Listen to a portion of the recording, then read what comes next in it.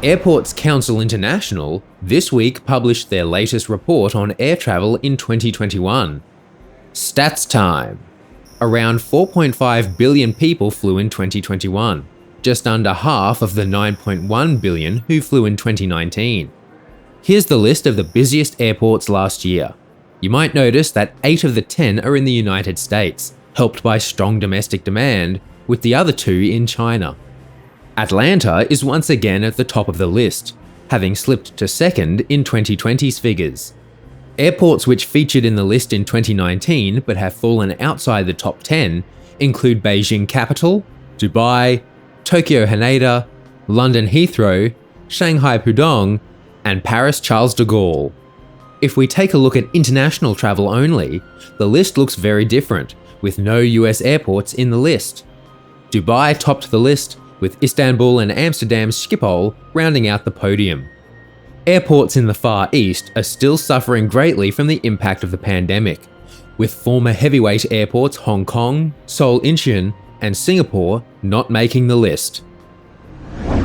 Indian budget carrier SpiceJet has removed 90 pilots from operating their Boeing 737 MAX fleet due to insufficient training on the type.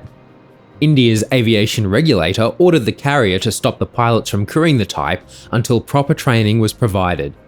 According to insiders, the Maneuvering Characteristics Augmentation System, MCAS, in particular the activation of the stick shaker, was not fully functional in the simulator when the pilots were trained. The airline has more than 550 pilots certified on the type, so the temporary loss of 90 pilots is unlikely to impact the 11 MAX aircraft in SpiceJet's fleet.